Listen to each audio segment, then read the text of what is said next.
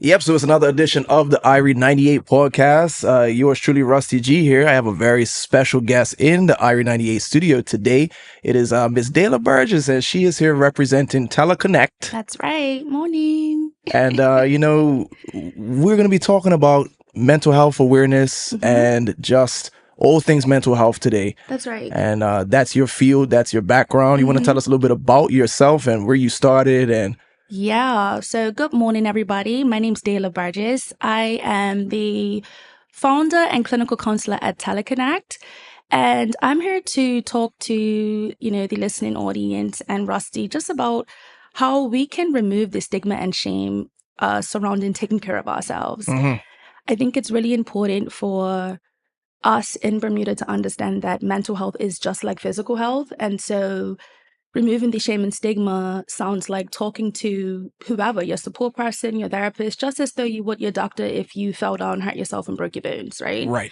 It's the same concept. It's the same feel. It all has to do with making sure that we are our best selves optimally whenever we can be. Right. So normalizing the information around this is key. That's right. And That's so right. tell us a little bit about how you got into this and what inspired you to kind of take this path in life. Yeah, that's a good question. So I'm a people person. I'm a deep feeler. I've been called all types of hallmark, sap names. I feel a lot and I connect with people that way. So leaving high school, my mom was like, I always thought I would be like a doctor or like a brain surgeon. Somewhere in that space. Somewhere. I even thought like I could go into like mortician practice, like working with dead people and their families. But so when I left high school, my mom was like, I can see you working with people. You should consider therapy, counseling, or psychology. And she was right. So I started that journey, going to, of course, getting all the necessary education, went to USC, University of Southern California, and before that, studying sociology at UCF. So I majored in adult clinical counseling and found some background in that. But aside from that piece, Rusty, I think what's important, why this kind of defines my why, is that my family growing up had someone who struggled with their mental health, and we loved and cared and supported this person. And we didn't really have the effective tools to know how to support them through it without becoming wrapped up or enabling, right? And when you love someone, you care for them, you essentially feel when they're struggling and under stress and can't quite get it right. And so as a young person, I knew that I felt shame about that because I didn't see or hear any other families in Bermuda talking about those things. That's not the stuff I heard at my friend's house when I would go over. And so you almost felt like you were alone almost, right? Yeah, I felt alone. Exactly. But you're not alone. But we're not alone. We're not alone. And so, and I think not only did I feel alone, but I think my mom did too, and my siblings and our larger family, because no one really understood. There wasn't education. There wasn't awareness. Right. And so take that kind of background and tie it in with my, of course, educational background, and you have Tele Connect. That's how Tele Connect was birthed. It started off in 2020 when we had our first shelter in place. Okay. I'm not going to even say the P word, but everyone can remember that. And I was just like this in your studio, set up my camera, maybe not a lovely studio like this, but in my home, recording mental health videos talking about like these taboo topics, right? And put it on Instagram, right? And fast forward 5 years later, I now have a small startup, mental health startup. Nice. Yes. Yeah. Nice. And that caters to adults and their families. And the community response has been really, really great. Right. So that's good to hear. Yeah. That's good to hear. Yeah. So I'm a really great counselor. I needed some help with the business side. So I went to see the great folks at Ignite, and they helped me put it all together. Yes. And we saw great team over there. Great team, amazing team. Shout out Melissa and Sean. Yeah. And they helped me to put it all together. In October, we soft launched, and here we are still today. So that's what's up. That's what's up. Yeah. So I mean, I have a range of questions that are spiraling in my mind, but I know that, just from my own personal experience, and I think just us as men generally, we are tougher to open up about these types of things. That's right.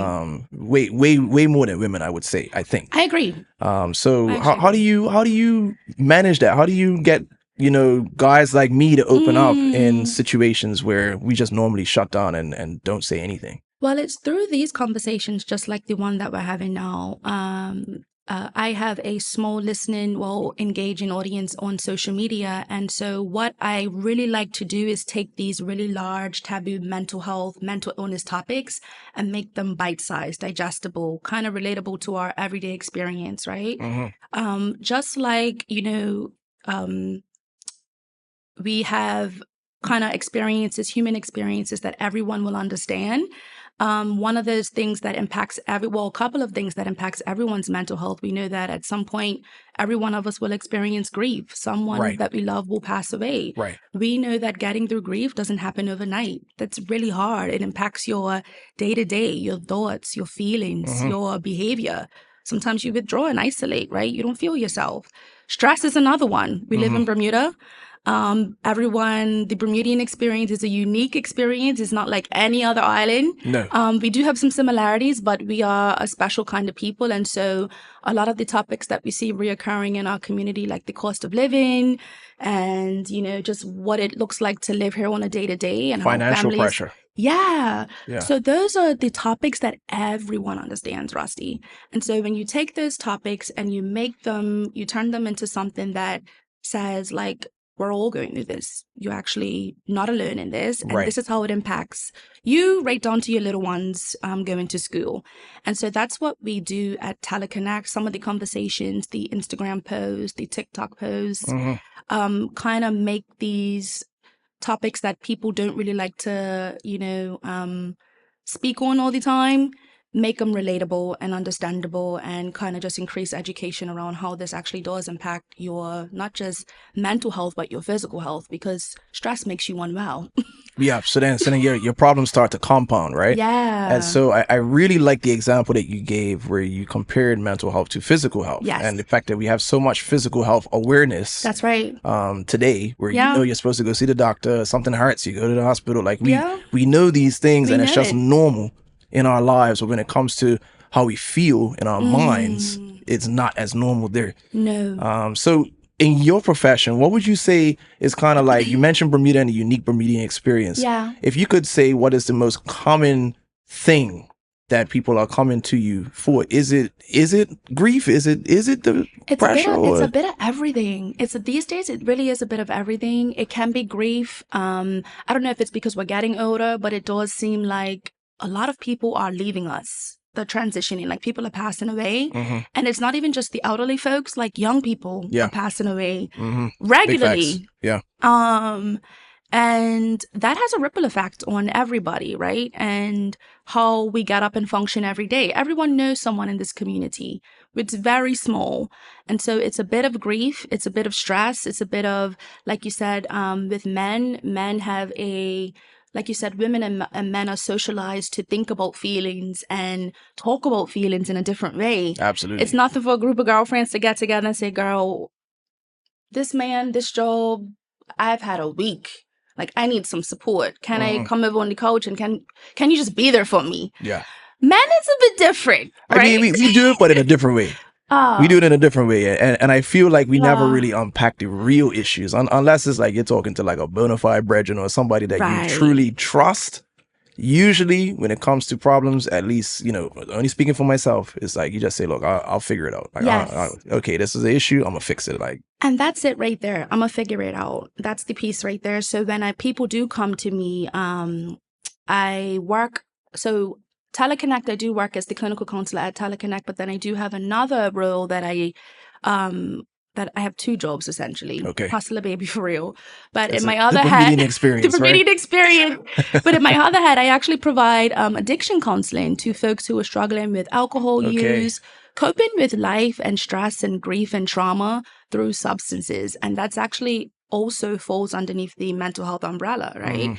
And so, in those conversations, what I see is just a bit of everything. And at the root of that, I think, is also just the beginning to unlearn what we have been taught about being emotional, being vulnerable, opening up, being vulnerable, telling on yourself. Asking for help is another big one. Yeah. Folks do not like to ask for help. And I'm actually telling on myself because I noticed that about me you're too. One of those people, yeah. I just want to get on with it. I don't like to make or ask for people to come be my pillow when I need them, right? Or a sounding board. And so at Tele Connect, what we do is we demystify, we talk about, we unpack those conversations. We make the conversations that go on in your head between you and the committee, you and you alone the committee up top. In your mind, yeah. The committee in the mind, we normalize those conversations, like you said, and we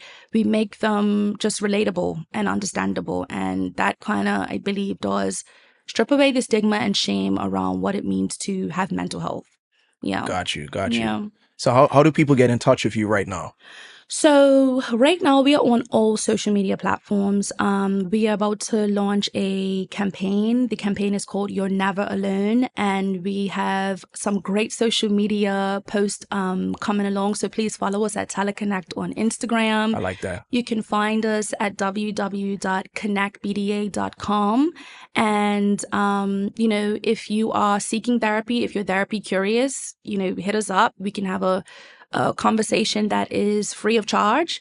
And even if Tele Connect isn't for you, what I like about what we're doing is that we have a therapist directory. So if I'm not the person for you, we have a unique kind of network of therapists, psychologists, thanatologists who can provide you the help. Get you the right fit, right? we can send you along or make a referral. And then also email us at info@connectbda.com, and you can reach out and talk to us that way.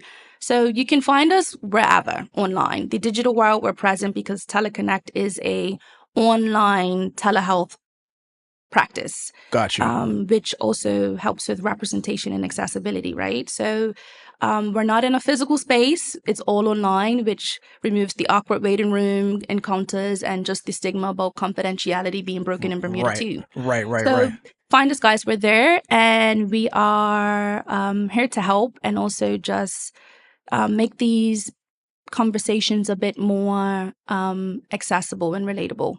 Yeah. Right. And big on the accessible, relatable. Yeah. And with you being online, I'm sure it makes it a bit more affordable as well. Because I think that's another big thing that, people that would actually seek out help. Yes. One of the main things they might be thinking in their mind is, well, how can I can't afford this? Or, like I'm already struggling here and there. That's it. So like, what do you say to people that kind of have that mindset, but could really benefit from, talking to someone like you? I would like to validate that because, again, we live in Bermuda. The cost of living is astronomical. So, unfortunately, how our healthcare system is set up, in validating that, it is costly. We are making some strides. I think the jurisdiction, the powers that be understand that the access to healthcare professionals cannot be a commodity. It shouldn't be tied to one's employment status. Right. Because everyone does deserve healthcare rights. But therapy is an investment, right? And I would encourage people to look at it like shoe shopping. So it's not one size fits all. You do have to find the therapist or counselor that is specific for your unique needs. And then you can't go shoe shopping every day either, right? Right. So some people, when you have this pair of shoes or you have something that you really want to save up for, invest in, I encourage you to look at it that way because my service is online and under my licensure, I am within more of the affordable bracket of some of the mental health professionals that we do have, right? Right. And all of us are doing great work, so it is an investment. However, I want to validate that it is an investment, that copays can be large, but I do think that Tele Connect is positioned uniquely because we are online and we do also provide, we take into account the fact that healthcare in Bermuda is costly. And so we have those conversations. We work with you. We're flexible. One of the things that I'm proud of is that we try our best to be very trauma informed. Actually, we are trauma informed. And so when we look at how what does that mean exactly? Yeah. So being a trauma-informed practice means that we acknowledge the stress response in people's lives, right? Okay. And so if you've ever heard about like fight, flight, or freeze, yes. or when you're living in survival mode. And so a lot of us in Bermuda, because of the cost of living and all of these other experiences, are living in survival mode. And finances happens to be one of those things that create massive stress, stress response for people. Puts a massive weight over people's heads. It does. And so we understand that. We know that everyone has a story. And so we have that conversation up front to make it more easy and like palatable. And so if, we develop plans, we come up with how you'd like to pay, if you need time, if it needs to be not weekly, but at the end of the month, you can treat us like a bill, paying your therapy bill. And within that as well, I'd like to add that therapy is just one way that you can actually feel good, right? This is the feel good station. Yeah. And absolutely. So music is one of those things that is a universal language that helps everyone to kind of just feel at ease. Yeah. And for sure. Even what you do here at Irie FM, it's like you're raising our frequency and vibration. And so thank you. Yeah. We try. We really do. Absolutely. And so I'm a reggae girl. I love reggae. That's one of the things that I use to help my mood or when I just need to put things into perspective. So therapy is one of those things that helps us to feel good, but there are other things that you can do that are free of charge, right? Absolutely. The wellness experience is not just about therapy or, wellness shots or salary juice or going to have your, your what's everyone into these days? The wellness girlies, the Pilates classes, the yoga, and I love all of that too, guys. This is no shade, but I do think that living in Bermuda in all of this gorgeous beauty, we need to tap into some of our natural resources that do bring peace and serenity and gratitude when we're going through things, right?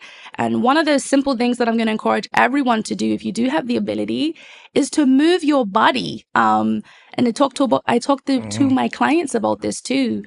Brain health, mental health, physical health means that it's all connected. So if you are feeling stress, emotions, and the cortisol in your body is built up, the mental health literature and research tells us that moving your body 3 to 4 times a day for 30 minutes actually helps everything.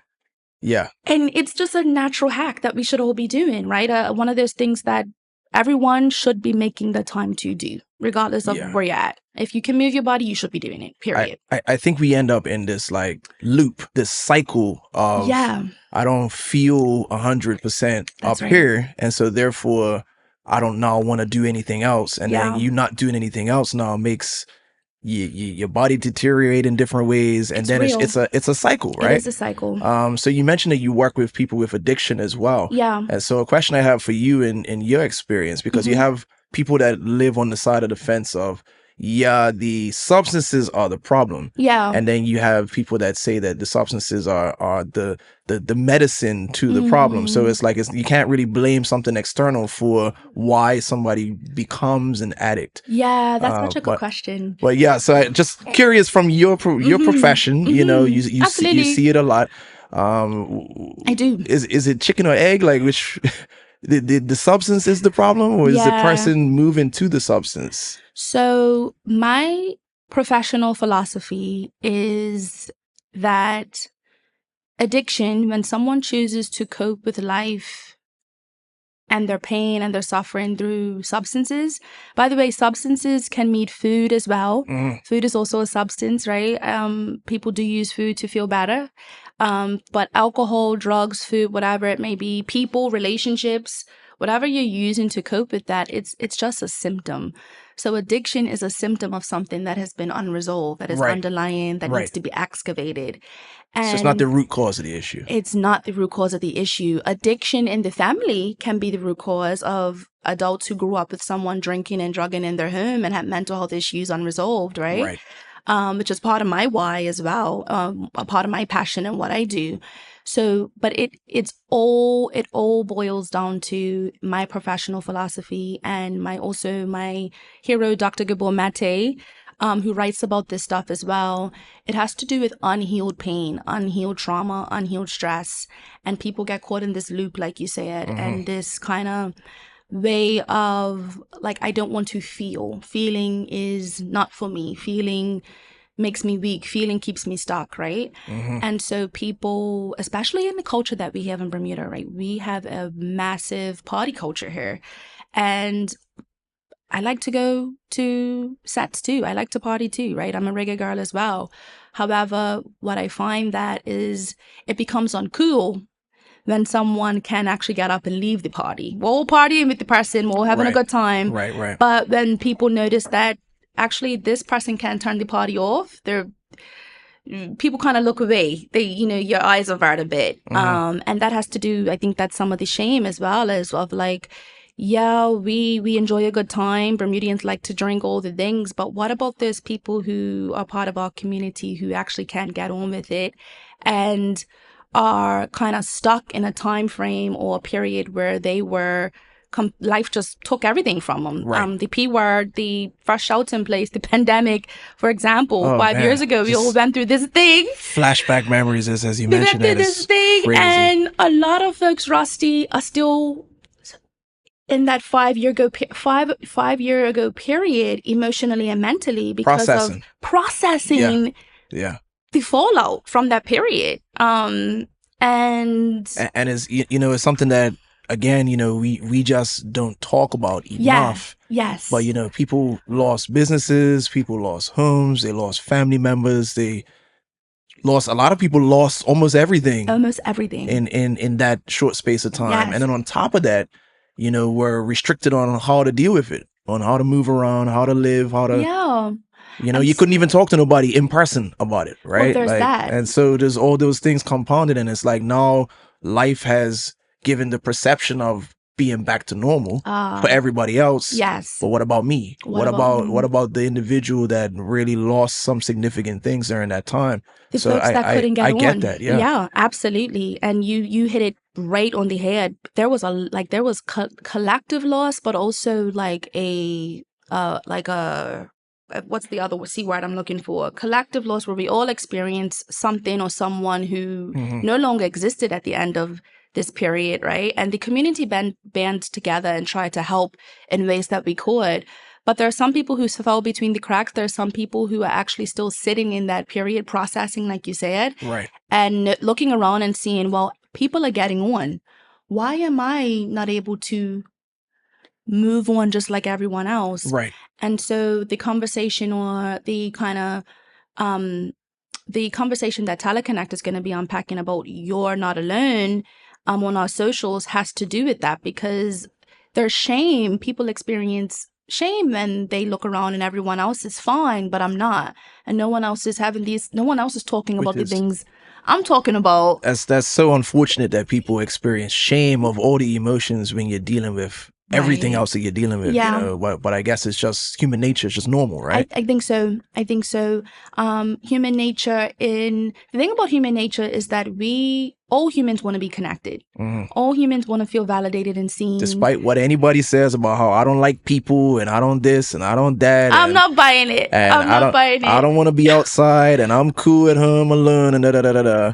In reality, everybody wants to have a tribe, or wants to have people around them that care about them and that they care about. It's how we're designed. It's how we're built. We're built for connection, right? We are at our best when we are being loved on, when we're with our tribe, when we're with our people, our boys, our girls, when we're with our partners, whoever.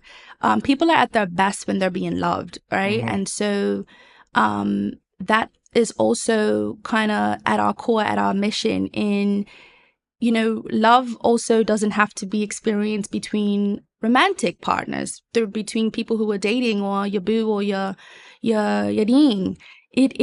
Love is a healing agent. And when we can open up and have these conversations, when someone can sit across from you and say, "Thank you, I feel seen. Thank you for holding space for me. Thank you for just listening and not judging me," that is essentially what is done in therapy. Right? But if you can do that if you can just be that model for someone every day, right? For your friends, your coworker, whoever, if you're someone who's responsible for a team at work or an organization, if you can model that kind of unconditional positive regard, that connection piece that people want to see a soul and a spirit in you. And that actually allows someone to feel like they can go on, like they can get better, like tomorrow is worth living, Right. And this is, again, a part of the removing the stigma of like, okay, therapy is for crazy people, or, you know, how do you feel about that word and that term? Crazy and crazy. Oh yeah, your boy's crazy. It's just crazy. How do you feel about that as a professional? I have, number one, been an offender. I have used the expression and the term before. Obviously, being in this field, I've come away from that. I do try to use language that is as inclusive and uplifting as possible. But the word crazy, to be honest, everyone has a degree of crazy. If we're gonna keep it real, and I know I definitely do. Just to be clear, you're not alone, I don't try to hide it. No, I own it. You are absolutely not alone. And if you have lived through enough adversity and stress and trauma, right, you actually have good enough reason to feel indifferent or behave in a way that's not the norm or a part of the status quo or like a normie. But people don't know these things. Like, you know, we look at kind of the folks on the street that we can see visibly, life has lifed on them. Like, you know. Yeah, you can tell. We look around and see some people, you know, we're in the city of Hamilton, right? So you can see it in some of these locations. But to be honest, we're starting to see it like in whatever parish you go these days. Yeah. And so you can see life happening to people. But the important question that I encourage people in the community and my clients to ask is, you know, not what's wrong, but what happened. Like, what's wrong with you, what happened to you. Yeah. You know? Yeah. And that strips away shame as well. Correct. Just changing the lens a bit. Correct. Because if you ever actually stop for 5 minutes and talk to some of those people, you find out that they're very intelligent individuals that, you know, have, like you said, life has life, like, you know, circumstances, situations, things beyond their control a lot of times end up severely affecting them and putting them in that position. Yes. Which anybody can fall victim of. That's right. You know, so nobody's immune to that. That's so important. Thank you for saying that. And that's something that I keep in my heart as well. That I encourage, you know, when I do speak to people in the community or I go into organizations and talk about stress and mental health. You know, everyone is only one life experience away from just being under complete distress or especially here. And so forming judgments on folks is, I think, also human. But I encourage when you feel that judgment forming or you feel yourself about to shame or use language that it's almost like a second skin sometimes when you're just so used to doing it, just pause a bit, right? And sit with that and even think about again, not what's wrong, but like what actually happened. People don't choose to wake up and have their lives completely or behave a certain way where, you know, they're using drugs where the natural consequences of things, your life just kind of just gets stripped away from you, or coping in a way that is not desirable of the people around you or hurting your family. Like, people don't wake up and choose to behave that way. And, you know, we have to kind of soften our lens and use a bit more compassion in how we approach these conversations. And also I'll add to this piece as well, Rusty, that not everyone will be diagnosed with a mental illness. Right? Mental health exists on a spectrum. We both have mental health, just like how we both have physical health. And so, no, not everyone will be diagnosed with depression, anxiety, ADHD, schizophrenia, whatever. But all of us, every single person that will listen to this interview will have periods in their life where their mental health will be impacted, where they'll experience distress. Absolutely. Stress, grief, you know, maybe even some traumas, right? And so we, in Bermuda, and I think kind of in the world, we live in a very digital, connected world where these things help us to see and understand things a bit more. We're in the information age. Yeah. So I do believe that we are getting a bit better. I even think we're in a therapized world, right? Where people are saying, you need to go to therapy, babes. But it's a gift and a curse, though. Because you are getting information, but you're getting good and bad information. Right. And if you are an individual who is struggling with your mental health, whether it be self-esteem or different things, and you're in your phone and you're scrolling, this phone now is feeding you all the stuff that's keeping you down. Yes. And compounding your issues as well. And a lot of people don't recognize that sometimes that phone is the real demon that is continuing your spiral in your brain in terms of not feeling your best or not feeling good enough or not feeling, you know what I mean? That is such a good point. I can only imagine with the youths these days. Like, listen, I don't even know. So the people that I work with adults, right? I also know professionals whose mandate is children alone. But you're absolutely right. I think I say at least once a month, I'm so glad that I was entering uni when these things came online. So my brain was a bit more developed. Absolutely. A lot more developed than growing up with it from the age of 4 with an iPad, right? Yeah. Because it's all they know. But at the same time, to talk to them and you can't tell me nothing, right? It's like, what? Girl, who? My niece? You asked her to put on her iPad and it's like, babes, why? She doesn't even, help me to make sense of it. But you're absolutely right. I think that as adults, we have to be willing not only to set boundaries with others, but set boundaries with ourselves. That's the big key. And because constantly scrolling, looking at everyone's kind of highlight reels of their life, it's not real. No. It's not real. But we forget that sometimes. We do forget that. And I think the younger you get in this time, this period of like social media and the world being digital, you forget, you actually, not only you don't forget it, but you don't understand it. You don't understand that this highlight reel of someone's life it's not what it looks like every day. And you're comparing all the time, right? Yeah, you're comparing and you're forgetting about what to be grateful for in your life, or even do you even experience gratitude for the things that you have in your life when you're constantly comparing. And it's very unnatural. I think I mentioned one of the research, a doctor that I do subscribe to, Dr. Gabor Mate, he talks about the myth of normal and talking about like this hyper-connected digital world. But we're so connected. We're one of the most connected, loneliest societies ever. And that's kind of the point that he makes of where we're in these screens constantly, day in, day out. And sometimes it's actually for good reason. Like we can do everything on these things. Yeah. You can do everything. Your life is in one of these screens, right? But to what end do we actually notice that it's become unnatural and that we have to set boundaries and connect face to face rather than screen to screen, But no, that's a really good point. And so even for the parents who may be watching this too, I encourage you to look up some of the research that is being produced after the last 5-year period of coming out of the pandemic and in shelter in place when you had no choice but to be in this.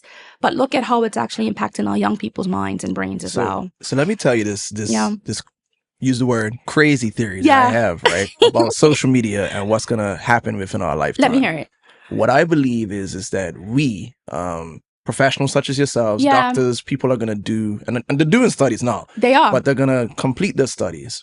And it's going to show that social media usage can be just as damaging to people's minds as we consider smoking to our health now. But smoking was considered normal back in the day. Right. Now you can't, you used to smoke on a plane, smoke on a train, smoke anywhere. Yeah. You look at some of the ads of like smoking companies, right? People used to smoke cigarettes everywhere. And then it'd just be like, the studies came through, hey guys, this causes cancer. Exactly.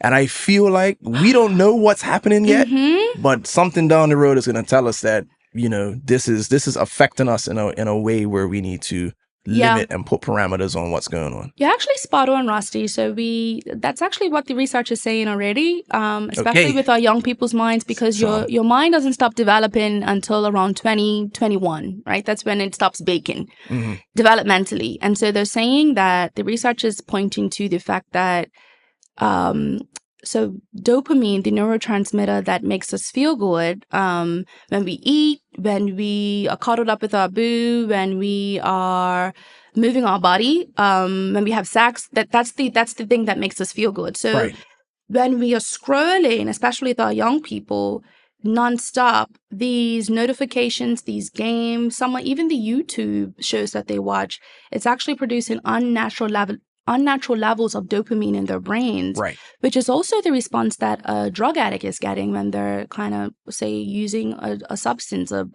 cocaine, right? So the reward pathways in your brain are meant to actually experience dopamine, serotonin, the endorphins.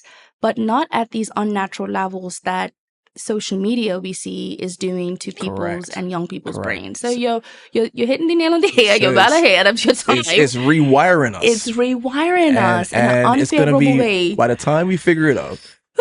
Gracious. Yeah. Anyways, we took a left turn in the convo. No, but it's important because this is a part of the mental health discussion, right? Yeah. And these things are part of our everyday experience, not only our everyday experience, but anyone who has a young person. Well, just everybody around us as well. So even understanding what that tool is also doing to affect the person or the persons that's right. is now affecting your life, right? That's right. So their interactions with that is affecting your life. Yes. So boundaries. Boundaries are important, guys. Don't feel, bad for putting parameters or boundaries with that iPad or that phone on your young person. Like, go outside. Go outside. Touch some grass. Touch grass. Go touch some grass. Literally go lay in the sun. Go to the beach. Pick up your bike. Go do something else. Don't feel bad about that. And also that goes for the adults too in the room. Mm-hmm. Go outside, go touch grass. There's life outside of the socials. Absolutely. Yeah. Dayla, I've really enjoyed this conversation. Thank you so much. Thank you. And, thank you for stopping by and sharing. So looking out for more from Tele Connect. Yes, please do. And your campaign that you have coming out, what is it? Hashtag you're never alone. You're never alone, guys. Don't believe the mindset that tells you that you are alone in your experience. The minute that you do touch grass, get outside and connect with people, you begin to see that we all have way more alike than we do in differences. We're very similar in our experience here in Bermuda. So thank you so much. I appreciate it. Anything else you want to mention or say before you leave? I would just like to let the folks know where to find us again at www.connectbda.com. We are accepting new clients for this new quarter. So if you are therapy curious, you're therapy ready. If not, you can follow us on socials outside of therapy because we're constantly dropping gems about how to actually just take care of yourself all around, not just yourself, but the people that you love and care about, the relationships you're in, and then also how important it is to take care of others in our wider community because we've been through a lot collectively. And so we need to be able to show others unconditional positive regard and actually ask not what's wrong, but what happened, so that we're all just not just saying we're feeling good and looking good, but we're actually doing it for real. We actually are. Yeah, absolutely. Well, appreciate all the work that you're doing in the community and everything that you do for the people here. Yeah, thank you. Continue wishing you all the best. I appreciate you, Rusty. All right. Thanks. Take care.